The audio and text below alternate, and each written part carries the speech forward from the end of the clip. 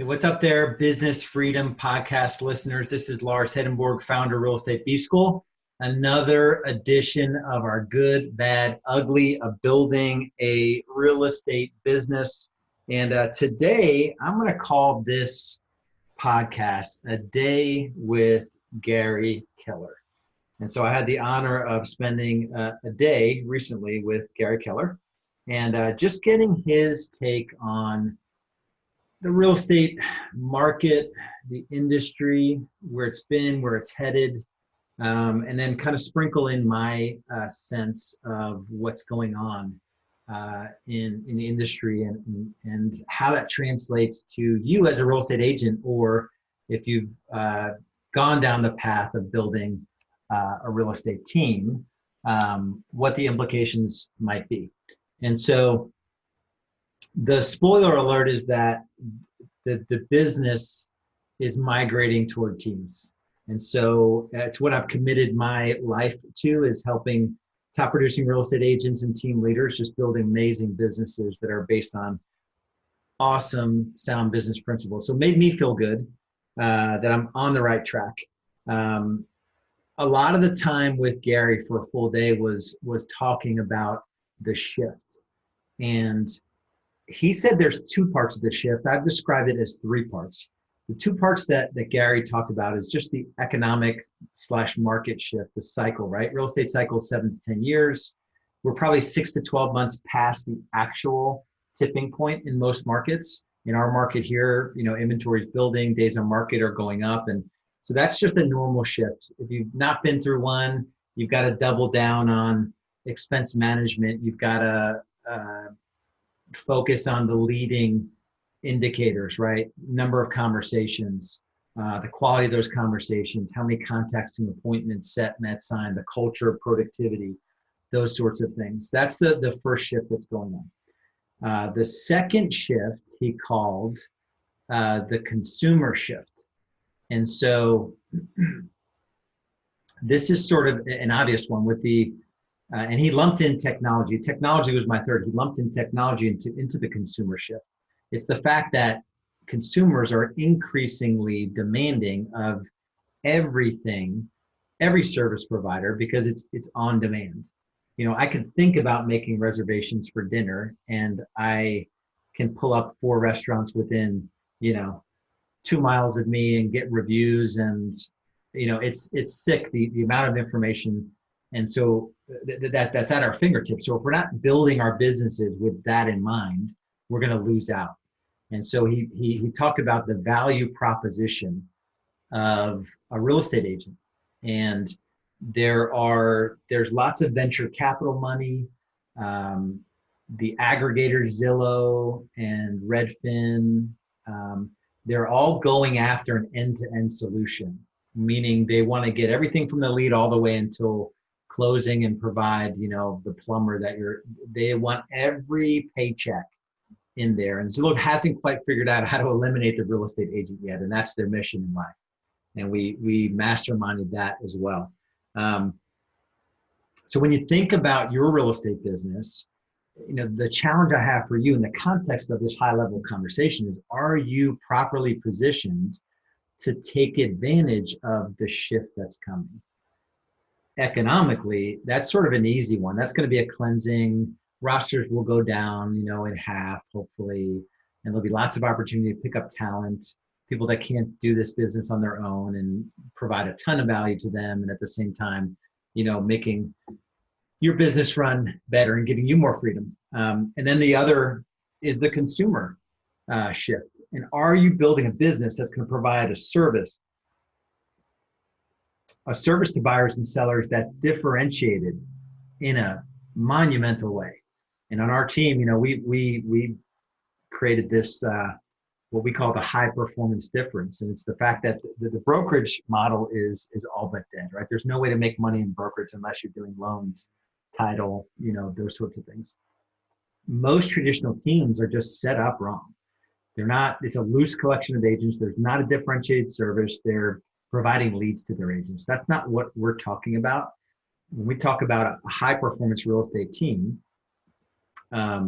it doesn't mean it's exactly the way that high performance real estate advisors is being built, as much as it is um, making sure you have a legitimate, sustainable business that provides value that's sustainable, where you're not in the middle of it, right? So it's breaking down the job of the real estate agent into its 12 individual functions and making sure they're all well coordinated so the buyers and sellers get the value that they're ultimately paying for in the transaction. He talked about hyperlocal. You know, if you don't really understand your local market, chances are it's going to be difficult for you to win the game long term. He talked about your relationship with your database, right? Nobody can take away. You do a great job for somebody and you communicate with them in such a way where they're going to keep you top of mind and be a fan for life. Nobody can take that away from you. More value proposition, technology, artificial intelligence. You know, it's not going to replace us as human beings. If, as an agent, if you don't figure out how to embrace the fact that the Netflix of real estate or the iTunes of real estate, and Gary's running hard at it, the first company that figures out how to give an agent, you know, this AI driven tool that consumers will have access to make their buying and selling experience cater to them. That's where the technology shift is going. High level, it can be scary as long as you're willing to embrace that's where it's going and be the fiduciary versus the transaction agent. So we're not going to get paid to be transaction, you know, agents anymore. We're going to get paid as a fiduciary, a person that provides high value through the advice that they give, which I thought was pretty cool. Demand for teams will go up, lower your costs, really trim the fat in your business. Prospecting base. So in Real Estate B School, we talk about a culture of productivity where everyone on your team needs to own a level of productivity that is completely uncommon, at least the next 6 to 12 months, 18 months to get through this shift. Because your admin has to be able to support your sales so they can continue to prospect. If your sales is in a file in the morning, we call it on our team protected time. If they're in a file when they should be generating new business to keep that admin employed, it's this connection between the front stage of your business, sales and marketing, and the backstage of your business. Squeezing the lemon, so to speak. Knowing how many listings you need to carry at all times. So Gary made the comment, you know, business is simply a set of formulas. And depending on the market you're in, you should know how many listings you need to carry for the number of days on market, for your conversion rates, for your, you know, the number of homes you want to sell. So we determined our team needs to carry 65 listings. Our average days on market is probably about 45 days, increasing to about 60. So for us to hit our 400 transactions next year, it's simply a calculation. That's a tool that we use in Real Estate B School, but you've got to know your numbers. You know, listings drive the business. It's always fun to see Gary, the guy that wrote the book Shift, wrote the book Millionaire Real Estate Agent, Millionaire Real Estate Investor, wrote the one thing, pull out the triangle, right? Listing, leads, and leverage. And I've only been with KW since January 2017, so I haven't built, you know, my business on the Keller Williams model. This coaching program, our platform didn't come from the Keller Williams model. I don't know many self-made billionaires though. So when I get a chance to hang out with Gary, I take it. And the last thing I'll leave you with is a thought around, you know, what it really means to play the long game in business. And Gary's been in business for 35 years. He made the comment, so he's 61. He made the comment that he's made 90% of his net worth from the age 50 to 61. And so if he's worth $1 billion, I don't know what he's worth, but if he's worth $1 billion, it means he made $900 million in the last 11 years. It means that he was still worth $100 million going into age 50. The point though, my big takeaway is that there's this craziness around growth, and I feel like it's for growth's sake. It's not to build a meaningful business. It's not to serve our team members. And I've been there before, so I'm not preaching as much as I'm saying. If you take a long view of your business and you really play the long game, and me and my business partner in the real estate business talk about this quite a bit.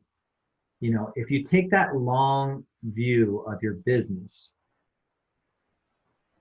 the immediacy of success goes away, or you measure success differently, I guess is a different way to say it. You measure success by the one agent that you brought onto your team and you onboarded correctly and you took your time to teach them so they could be valuable and they can change their trajectory, the trajectory of their life financially, right? You measure your success differently. And then, like I said, this is not me having done it right my whole journey. It's me shifting in the last couple of years to really realize that, you know, I'm in the third quarter of my life. I just turned 45. I view this 44 to 66, you know, as this third quarter. And I've got a full 21 years. It's likely that I'm going to be impacting the business world through Real Estate B School. And there's a lot of comfort in that, not having to do it right away. And so hopefully that's helpful, right? One other comment he mentioned, you know, building wealth cyclically versus every year having to be a growth year, you know? So there are times where the market doesn't allow you to build wealth and you have to accept that and be okay with that. And there's times where it's going to be easier to build wealth and you have to accept that. And so that was an interesting takeaway as well. So there, my folks, is a day with Gary Keller. As always, I have a lot of love and respect for anyone that's in this industry, willing to fight it out, fight the good fight, I will say, and do this business right, and just willing to learn from their mistakes. As I've done more than most people I know, I've made more mistakes. I've done things with my team, you know, which I wish I could go back and do differently. And all we can do now is use everything we've learned up to this moment in time to impact where the future for our businesses are. So a coach of mine, Dan Sullivan, made the comment, you know, everything up to this moment is research and development for the next phase of your business growth journey. So that's my wish for you. Take what you know at this moment and use it for good and fight the good fight. We'll talk to you soon.